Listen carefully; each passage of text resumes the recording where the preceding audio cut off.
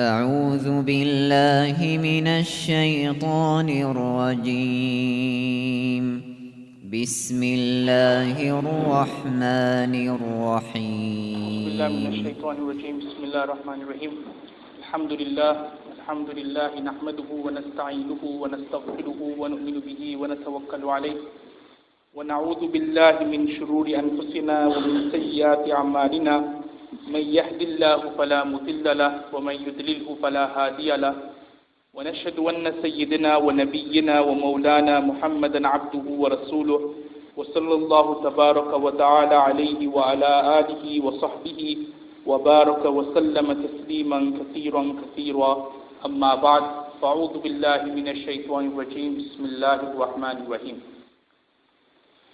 When we look through the Holy Quran and the blessed ahadith of our beloved Prophet Muhammad Mustafa sallallahu alaihi wasallam, we can find that there are certain verses or certain ahadith which is got to do with the physical ibadah, such as Allah subhanahu wa ta'ala says, Aqimus Salah, or as Allah subhanahu wa ta'ala says in another place in the Holy Quran, Ya ayyuhallazina amanu kutiba alaykumus siyam.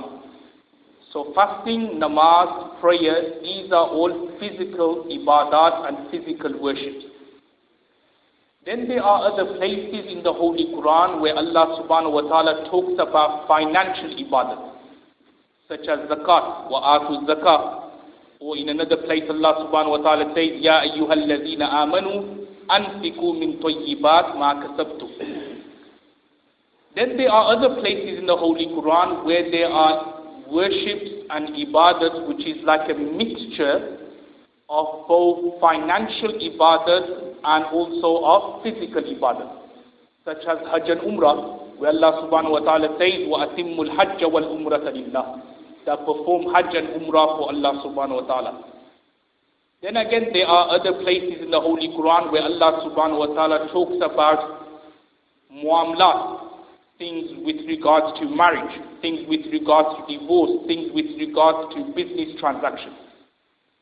So these are the various classifications when it comes to the verses of the Holy Quran and the ahadith of Rasulullah sallallahu alaihi wasallam. Some have got to do with ibadat, some have got to do with financial ibadat, some have got to do with a mixture of physical and financial, and some is just with regard to muamalat and transactions. Then similarly, there is also another classification, another categorization of Allah subhanahu wa ta'ala's words and ahadith. And that is that there are certain words or ahadith of Rasulullah sallallahu alaihi wasallam which is got to do with the purification of the heart, which is got to do with the inner purification, which is got to do with the spiritual rectification. And the words used by Allah subhanahu wa ta'ala to describe this inner purification, this spiritual rectification, are the words tazkiyah, and what Rasulullah sallallahu alaihi wasallam used in his blessed ahadith are the words ihsan. So tazkiyah and ihsan are there to describe the spiritual aspect of our deen, of our religion. It's there to describe the inner purification of our heart. So Rasulullah sallallahu alaihi wasallam has used the word ihsan, and Allah subhanahu wa ta'ala has used the word tazkiyah. So the same way you have classifications with regards to your physical ibadat and financial ibadat, you also have another classification, and that is with regards to the spiritual ibadat. Now before we look at some of the hadith and some of the Quranic verses, just one thing to point out here, and that is with regards to ikhtilaf, or differences of opinion. Now ikhtilaf or differences of opinions are such which was there during Rasulullah sallallahu alaihi wasallam's time, which was there thereafter during the companions' time, during the tabi'in's time, during the tabi' tabi'in's time. Thereafter there was ikhtilaf during the great Imams, Imam Abu Hanifa, Imam Shafi'i, Imam Malik and so on. And ikhtilaf is something which will remain and which will occur all the way until the day of judgment. But when we look at it, ikhtilaf is something which is mainly based on the secondary issues. It's never based on the primary issues. Take an example of when it comes to the legal rulings between Imam Abu Hanifa, Imam Shafi'i. They don't differ when it comes to beliefs, when it comes to aqaid. They don't differ like, Nauzubillah, one says there's two gods and one says one God. No, Nauzubillah, they don't say that. But it's only the secondary issues in terms of how to pray your salah, how to fast, how to give zakat. That's where there is ikhtilaf. Similarly, when it comes to the line of suluk and tasawwuf, there is ikhtilaf. But the ikhtilaf, when you look at it, it's just got to do with the secondary issues. In terms of how to do the zikr, in terms of loud zikr, in terms of quiet zikr, or khafi zikr, or zikr qalbi, or zikr jahri. You know, it's got ikhtilaf regarding whether you should move your head, whether you should not move your head, and so on. But when you look at it, these are just secondary issues. But the main crux of tasawwuf is got to do with the purification of the heart.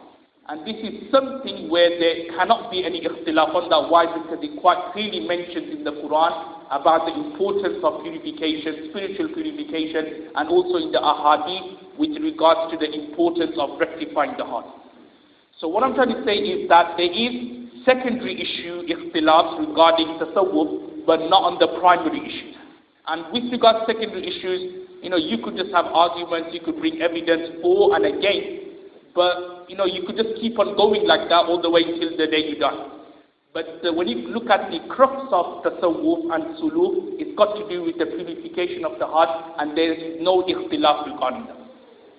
And with regards to the point I mentioned before, ikhtilaf is something which happened even during Rasulullah sallallahu alaihi wasallam's time. A hadith which comes to mind that when Rasulullah sallallahu alaihi wasallam was on his deathbed, the companions were around his bed. Rasulullah sallallahu alaihi wasallam said to some of the companions, bring a katib, someone to write, and I'm going to tell him some things which he will write down, and then you will have to act upon it. When Rasulullah sallallahu alaihi wasallam said this, Sayyidina Umar bin Khattab radiallahu anhu, he stood up and he said to Rasulullah sallallahu alaihi wasallam that, O Prophet of Allah, you're in a lot of pain, you're in a lot of taklif, you're about to pass away soon. You're in the last stages of your life. Let's not call this katib, let's not call this person to write what you want to tell us. We've got the Quran and the Sunnah to act upon. Then there were other companions who were saying, no. Rasulullah sallallahu alaihi wasallam said, we have to bring a katib, we have to bring a writer, and then he's going to write what he's going to tell us. So, as you can see, look, Rasulullah is about to pass away, and look what you got, ikhtilaf between the companions. Sayyidina Umar radiallahu anhu saying, no, not to bring the katib. We've got the Quran and the Sunnah, we're just going to act upon that. The other companion saying that no, let's bring the katib. Then what happened was that in front of Rasulullah sallallahu alaihi wasallam, there was this kind of like ikhtilaf there, voices were raised, and then Rasulullah sallallahu alaihi wasallam said to all of them, okay, you know what, just leave, and then I won't call the katib to write this particular information down. So what I'm trying to say is that there was ikhtilaf during Rasulullah sallallahu alaihi wasallam's time. Before Rasulullah sallallahu alaihi wasallam was about to pass away, there was ikhtilaf there. So ikhtilaf and different opinions will remain, but that should not obscure us from the main crux of tasawwuf and tazkiyah, and that is the purification of the heart. Now just a couple of evidence which I'm going to mention. The first hadith, again this is a very famous hadith, I've already touched on it already today, but just again as a source of reminder for everyone, this hadith can be found in Sahih Muslim, narrated by Sayyidina Umar bin Khattab radiallahu anhu. And this hadith is known as Hadith Jibreel. And the reason why this hadith is known as Hadith Jibreel is because Sayyidina Jibreel alayhi salam came in the form of a person, and he posed some questions to Rasulullah sallallahu alaihi wasallam. And the three questions which he posed to Rasulullah sallallahu alaihi wasallam was regarding Iman, the definition of Iman. So Rasulullah sallallahu alaihi wasallam replied by saying that Iman is that you believe in Allah, you believe in Rasulullah sallallahu alaihi wasallam, the books, the angels, and so on and so forth. And then the second question he asked was with regards to Islam, that what is the definition of Islam? So again, Rasulullah sallallahu alaihi wasallam said that Islam means that you pray salah, you give zakat, you fast, you go for hajj if you have the means. Now the third question which Sayyiduna Jibreel alayhi salam asked was, فَأَخْبِرْنِي عَنِ الْإِحْسَانِ, that inform me or tell me about ihsan, that what is the definition of ihsan. So Rasulullah sallallahu alaihi wasallam replied by saying that ihsan means an ta'bud Allah ka'annaka tarah, that you worship Allah subhanahu wa ta'ala in such a way that you are looking at Him, you are seeing Him, and if that is not possible, فَإِن لَمْ تَكُنْ تَرَاهُ فَإِنَّهُ يَرَاكَ, then the adna level, the minimum level is that you should believe that Allah subhanahu wa ta'ala is watching over you and looking over you. Hazrat Shaykh Maulana Muhammad Zakaria rahimahullah has written in one of these commentary of Muwatta Imam Malik that Tasawwuf begins with innamal a'malu binniyat. It begins with intention, like cleaning your intention that you're doing it for the sake of Allah subhanahu wa ta'ala, and it ends with this particular hadith. So this is our goal. This is it's like, for example, when you are at school or when you're in college or when you're in university, you have like a particular goal at the end that you're going to be a lawyer, you're going to be a doctor. So this is our goal when it comes to the path of suluk. So we start off with good intention, that we are doing it for the pleasure of Allah subhanahu wa ta'ala, we are doing it for the rida and the happiness of Allah, so that we can gain nearness to Allah subhanahu wa ta'ala. But our final aim and achievement is that we should be praying salah or namaz in such a way that we are watching Allah subhanahu wa ta'ala. So that is our aim and that is our goal. So that is tasawwuf and that is suluk. In a nutshell, that is suluk and that is tasawwuf. Regarding this particular word ihsan, literally ihsan means to do something in a good and in a professional and in an efficient way. And that's why in another hadith of Sahih Muslim, again, Rasulullah sallallahu alaihi wasallam said, "Inna Allah kataba al-ihsan ala kulli shay," which means that Allah subhanahu wa ta'ala has written ihsan on everything. Which means that whenever you do something, then you should always do it in a professional way, in an efficient way. Nowadays, we as Asians, let's say, we get this label of doing things in a cowboy and in an unprofessional way. However, it's a sunnah of Rasulullah sallallahu alaihi wasallam that whatever you do, whether you're building a masjid, whether you're building a house, or whether you're making a car, whatever, then you should do that in a proper and in an efficient way. And that's why the hadith of Sahih Muslim then continues, where Rasulullah sallallahu alaihi wasallam says that when you are slaughtering an animal, then even do the zabah in a proper and in an efficient, in a good way, i.e. sharpen the knife and the blade before you slaughter the animal, so that there is less pain for the animal. So literally ihsan means to do something in a good and in an efficient way. Technically speaking, what does ihsan mean? Ihsan, technically speaking, means is this knowledge of the inner purification. So to have knowledge of the inner purification, which then improves your a'mal and your deeds, which then gains you, or which then leads you to the nearness of Allah subhanahu wa ta'ala. So three things which make up ihsan. One is the knowledge of the inner purification of the heart. That then improves your a'mal and your deeds in such a way that you're doing it only for Allah subhanahu wa ta'ala and not for anyone else. And then that eventually should lead you to the closeness of Allah subhanahu wa ta'ala. So three things make up ihsan. Also, there are many verses in the Holy Quran which touches on the concept of tasawwuf with the word tazkiyah, like Allah subhanahu wa ta'ala says, قَدْ أَفْلَحَ مَنْ تَزَكَّى. Other verses in the Holy Quran where Allah subhanahu wa ta'ala describes the responsibilities of a prophet by saying, يَتْلُو عَلَيْهِمْ آيَاتِكَ وَيُعَلِّمُهُمُ الْكِتَابَ وَالْحِكْمَةَ وَيُزَكِّيهِمْ. So many places similar where Allah subhanahu wa ta'ala talks about the importance of tazkiyah, talks about the importance of knowledge, but at the same time, the importance of the spiritual rectification and spiritual purification. Now, the main question or the main objection which comes regarding tasawwuf is that this is a bid'ah. When you speak to anyone about tasawwuf or tazkiyah, they automatically turn around and say, oh, well, this is a bid'ah. Rasulullah sallallahu alaihi wasallam did not do this. The companions did not do this. Now, the first answer, or the first way to look at this particular objection is that when we look through Islam, we as in Muslims in general have been told to follow the ulamas and to follow the shuyukhs. Allah subhanahu wa ta'ala says, Ya ayyuhalladhina amanu ati'u Allah wa ati'u Rasul wa ulil amri minkum. And ulil amr, one definition of ulil amr means the ulamas and the shuyukhs. When we look through the first part of the Holy Quran, Allah subhanahu wa ta'ala tells us that وَإِذْ قَالَ رَبُّكَ لِلْمَلَائِكَةِ إِنِّي جَاعِلٌ فِي الْأَرْضِ خَلِيفَةً, which means that Allah subhanahu wa ta'ala is going to make a khalifa or a vice-regent on this earth. So the vice-regents were in the form of prophets. But after the death of the prophets, then as mentioned in another hadith, the ulamas and the shuyukhs, they are the inheritors of the prophet.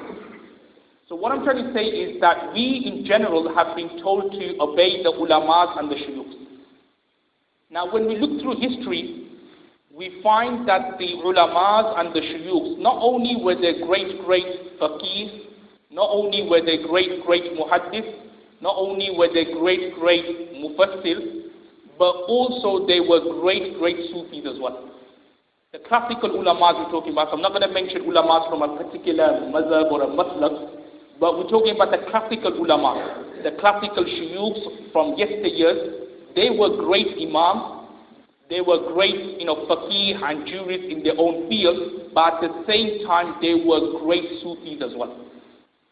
Allama ibn Abidin al-Shami rahimullah comes to mind, a great faqih of the Hanafi jurisprudence, who's written a book, Radd al-Muhtar, considered to be the most authoritative in the Hanafi fiqh. He was also a great Sufi as well.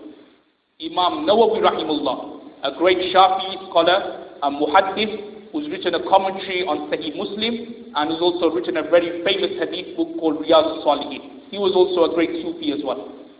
And the greatest Imam of all, Imam Abu Hanifa rahimullah, as Imam Shafi rahimullah once said about him, that if anyone is in need of a thorough understanding of the Quran and Hadith, he is in need of Imam Abu Hanifa rahimullah's interpretation.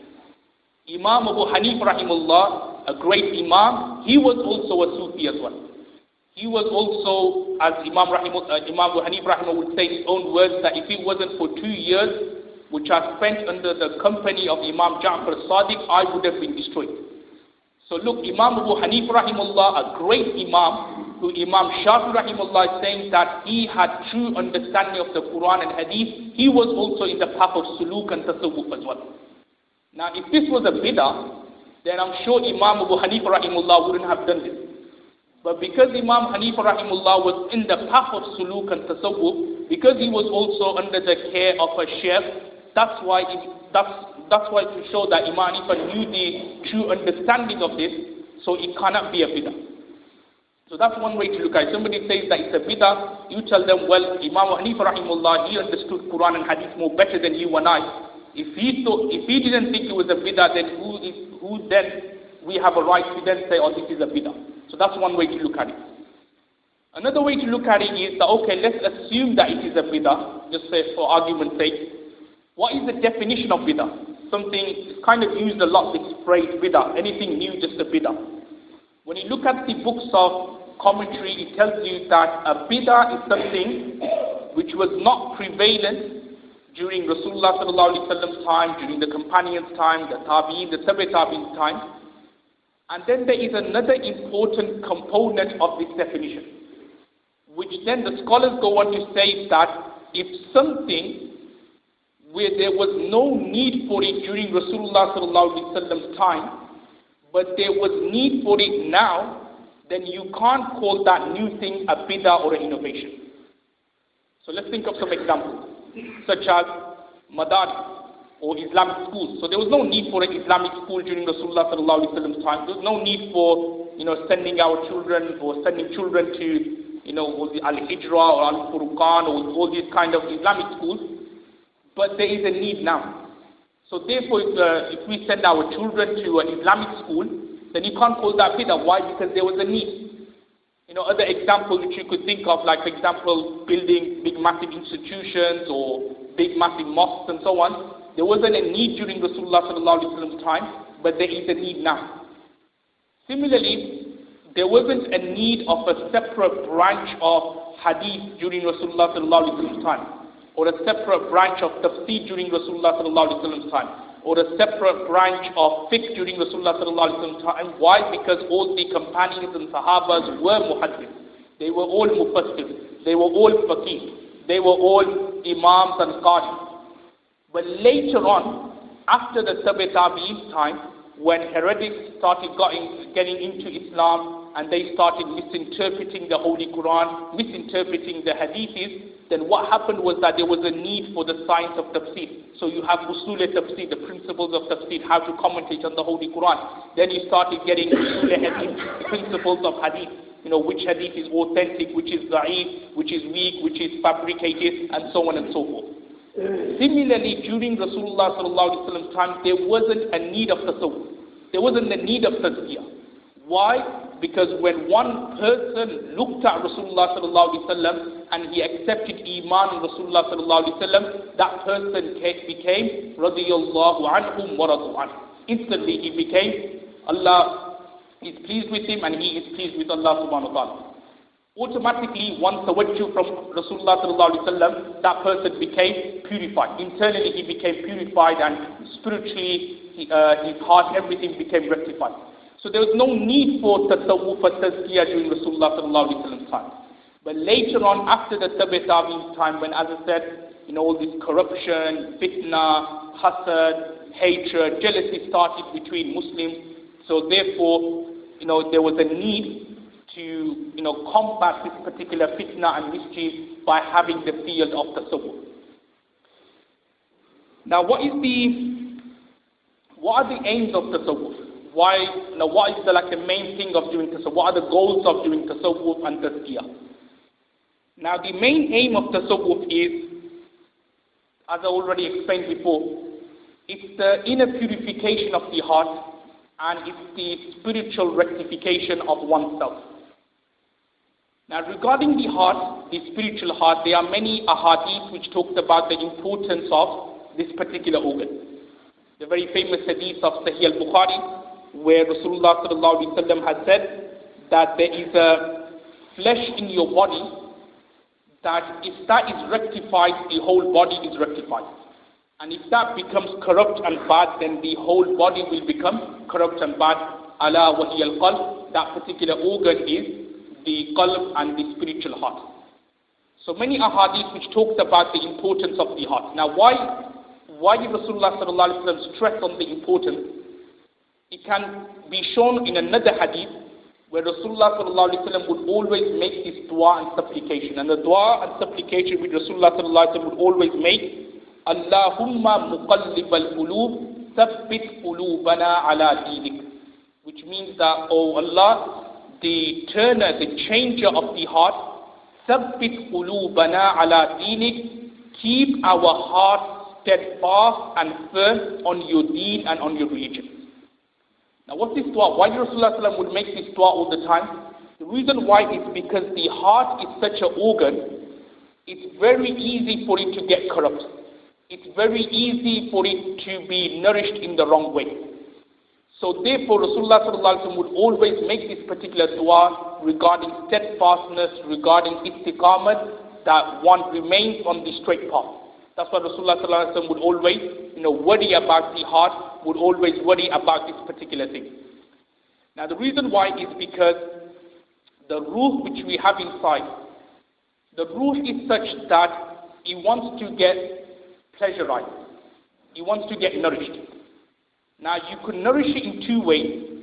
You could nourish it in a bad way, in terms of committing sin, in terms of committing bad and unlawful things, and then the ruh and the soul gets nourished in that particular way. Or you can use it to nourish it in terms of a good way, and the way we do that, as mentioned in the Quran, is through the remembrance of Allah subhanahu wa ta'ala. Ala bi dhikrillah tatma'innul qulub. Because remember, the only way your spiritual heart and your ruh will get any contentment is through the remembrance of Allah subhanahu wa ta'ala. Because the opposite of that are sin and bad things and unlawful things. Even though for a momentary second or for a couple of days you may be enjoying that particular sin, but there is no itminan and there is no contentment there. The contentment and the true itminan and the true contentment comes through the remembrance of Allah subhanahu wa ta'ala.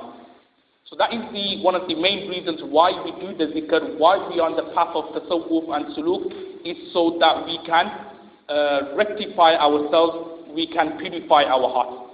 The very famous incident, again this was already looked at before, of Sayyidina Ibrahim alayhi salam narrating what will happen on the Day of Judgment.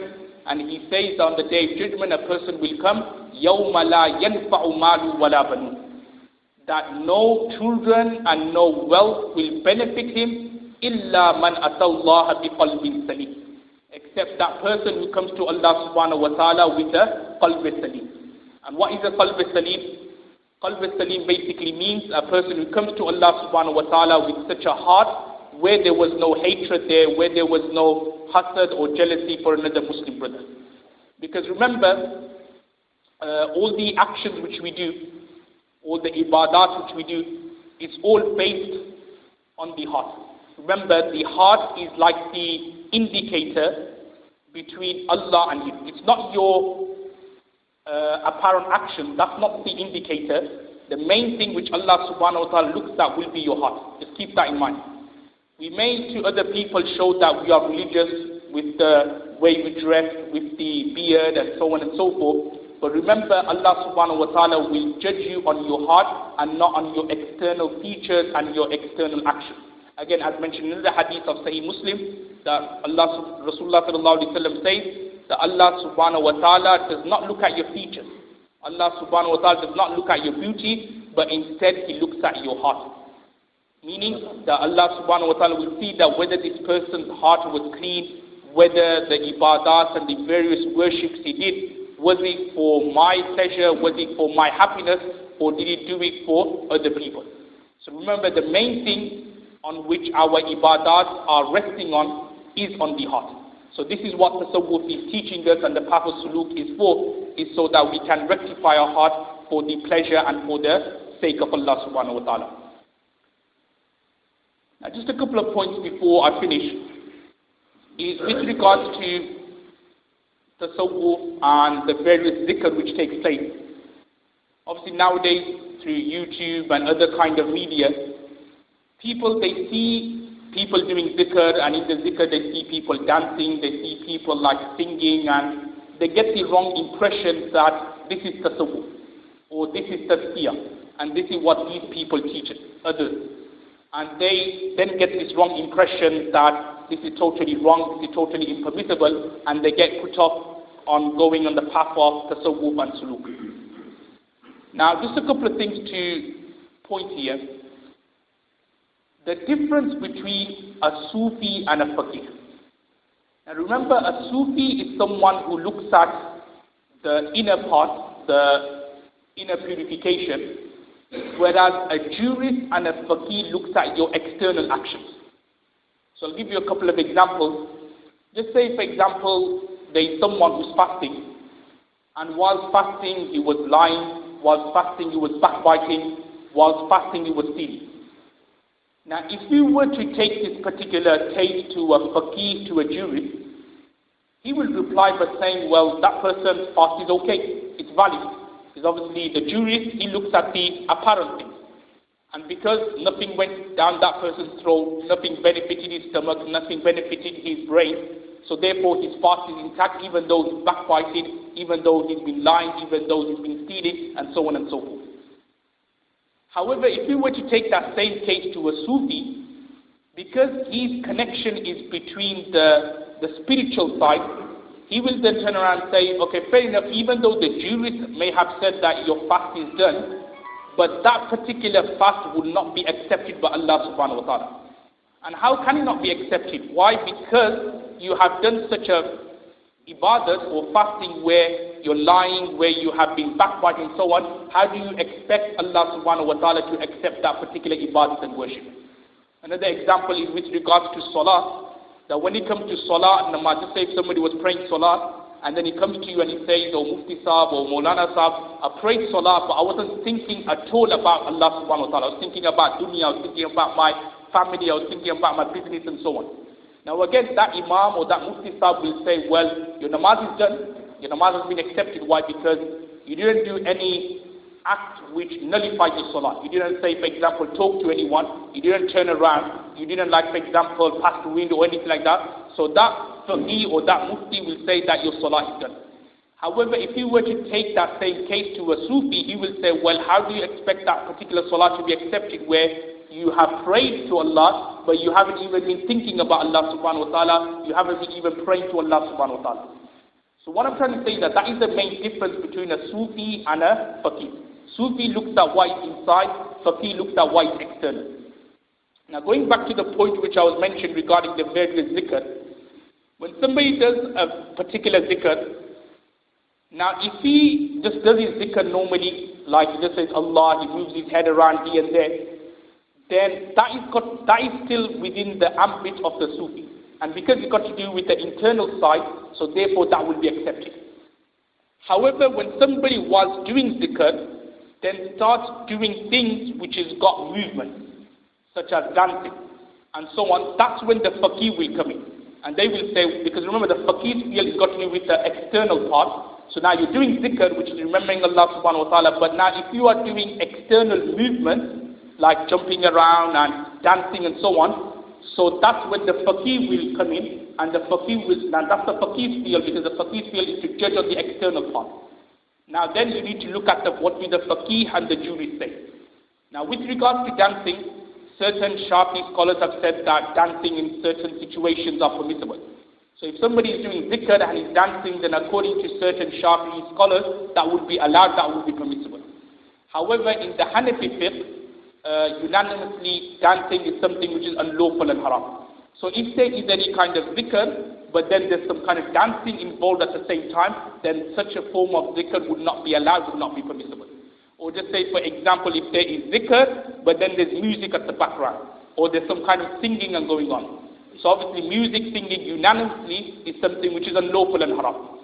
So what I'm trying to say is that any kind of zikr which then involves external things such as dancing and music and so on, then that's when the faqih will come in, and because the faqih will say, well, dancing is haram, music is haram, so therefore such a zikr and such a gathering will become impermissible. However, if you are just doing your zikr, silent zikr or even loud zikr and just moving your head, because obviously moving your head is not something impermissible or unlawful, and obviously those who do move their head, they do it with the intention of concentration purposes and so on, then that will be permissible and that would be allowed. And another point to mention with regards to these types of zikr, which you may have seen where people are dancing and so on, is no field, whether Islamic field or non-Islamic field, is free from any imposters. Even during Rasulullah sallallahu alaihi wasallam's time, and we're talking about during Rasulullah sallallahu alaihi wasallam's hayat and life, there were imposters. The very famous person, Musaylim al-Kazzab, during Rasulullah sallallahu alaihi wasallam's time, he claimed to be a prophet. Even Rasulullah sallallahu alaihi wasallam, he still claimed to be a prophet. So what I'm trying to say is that imposters are not free from any field. You probably hear cases where people claim to be lawyers, but they're not lawyers. People claim to be imams, scholars and muftis, but they're not muftis and scholars. People claim to be doctors, but they're not doctors. So similarly, the field of tasawwuf is not free from imposters. And there will be people who will claim to be sheikhs, but in reality they are not sheikhs. They will claim to receive these types of barakat and blessings, but in reality they haven't received anything. So it is they who then kind of give tasawwuf a bad name. But what you guys should understand is that you should not use the same brush for everyone. Just because you may have had a bad effect or a bad kind of relationship doesn't necessarily mean that everyone's like that. Sometimes like there may be some brothers who may know a particular alim or a scholar, but then they realize that this person is not truly a scholar. And then they get this kind of bad feeling about ulamas and about scholars and say, oh, all scholars are like this. It doesn't necessarily mean that. So exactly here when it comes to the path of suluk and tasawwuf, that there may be some people who claim to be sheikhs, maybe wearing big jubbas, nice turbans and so on. They looked the part that they were true sheikhs, but in reality they weren't. it is they who give the bad name, but then you should not use that particular bad experience and think, oh, everyone's like that. Everyone's not like that. So that's what I'm trying to say, is that have an open mind when it comes to tasawwuf, when it comes to zikr. If you come with that mindset that, oh, this is a bid'ah, then you're not going to go anywhere. However, if you come with the open mind that this is, something established from the Quran and Hadith, this is something which is needed in this day and age. Okay, we need something to stay away from the fitna. Okay, there's so much fitna which is going outside, and the fitna and mischief is something which is not going to decrease, it's going to actually increase. And the main fitna will be when the Dajjal comes. So it's actually going to increase all the way up to the time of the Dajjal. So fitna and mischief, corruption, hasad, hatred, these are things which will always continue all the way to the day of judgment. However, for us to keep steadfast on our iman, on our belief, is that we, stick to this line of tasawwuf and tazkiyah. We can purify ourselves when we do ibadat, when we do worship. We do it for the sole pleasure of Allah subhanahu wa ta'ala, and through that particular way, we gain nearness and closeness to Allah subhanahu wa ta'ala. Because remember, the main objective here, the main aim here is worshipping Allah subhanahu wa ta'ala and following the sunnah of Rasulullah sallallahu alaihi wasallam. These two things will save you on the day of judgment. Following the Quran and following the sunnah. And the path of suluk is a spiritual medicine for that particular thing. The same way we have the apparent medicine like paracetamol and so on to make ourselves better physically, but this is a spiritual medicine to make our inner part better from the bad things and from the unlawful things which unfortunately come into our heart. Just a couple of things I would like to add on further regarding this point with regards to razails and the spiritual purification. As I said before, that the reason why we do the zikr is so that we can spiritually purify ourselves. But one point to remember here is that the bad things which are inside our heart, it doesn't necessarily mean that we will totally eradicate them. So if you are doing zikr and you still feel that, or there are certain things which is inside my heart is still there, it doesn't necessarily mean that it will be totally eradicated. What tasawwuf and tazkiyah does is that it kind of suppresses and compresses that. And I'm just going to mention a hadith just very quickly. It's a hadith which can be found in Musnad Ahmad, where Rasulullah sallallahu alaihi wasallam said that if somebody tells you that the mountain has moved from its place, so if somebody tells you that the mountain has moved from its place, then believe him. But if somebody tells you that someone's fitrah and jibillat and someone's razail has changed or has totally eradicated, فَلَا تُصَدِّقُوهُ, then don't believe him. Now what does that mean? The meaning of this hadith is that certain razails like anger, which we may be born with, it doesn't totally go away. Yes, it doesn't totally go away. But what tasawwuf does is that it kind of channels the anger to be used in the good moment and not in the petty issues. Because remember, anger is something, is not bad. There are certain times when you should be angry. In particular, when you see people disrespecting the religion, people saying bad things about Rasulullah sallallahu alaihi wasallam, people doing unlawful things, then you should be angry. If you don't become angry then we call that person in Urdu that this person is bare ghayrat. He doesn't have any ghayrat inside. If say, for example, someone is chatting to your wife or talking to your daughter and you don't say anything about that, you don't feel anything in your heart, then that means that this person is bare ghayrat. You as a Muslim and as a human, if somebody is doing these kind of things to your wife or to your daughter, you should get this anger inside you. So not all anger is bad. But which anger is bad is when you are using it for the petty reasons, like just little issues, just getting angry. So what tasawwuf does is that it actually channels your razail. That you use, say for example, anger in the right moment, but not in the petty reasons and in the petty issues. So this is what tasawwuf is all about. And I'll just finish off with a hadith, which I've already mentioned before, earlier on. It's a very beautiful hadith, but all hadiths are beautiful. But this tells us that these khiyana or these kind of deception which we have in our heart, and to get rid of this is the sunnah of Rasulullah sallallahu alaihi wasallam. And the hadith which can be found in Sunan al-Tirmidhi, narrated by Sayyidina Anas radiallahu anhu, that once Rasulullah sallallahu alaihi wasallam said to him, Ya bunayya, O my son, in qadarta an tusbiha wa tumsiya wa laysa fi qalbika ghishun li ahadin faf'al.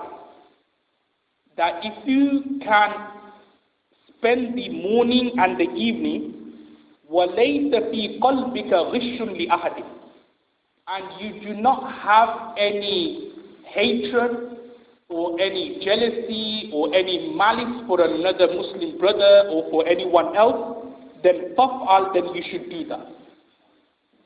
ثُمَّ قَالَ يَا بُنَيَّ, then Rasulullah sallallahu alaihi wasallam then said, وَذَلِكَ مِن سُنَّتِي, are ye living a life where you're not having any hatred or malice for another Muslim brother, then that is my sunnah and that is my way. وَمَنْ أَحَبَّ سُنَّتِي فَقَدْ أَحَبَّنِي, and whoever loves my sunnah, then that means he loves me. وَمَنْ أَحَبَّنِي كَانَ مَعِيَ فِي الْجَنَّةِ, and that person who loves me, he will be with me on the day of judgment, or in Jannah.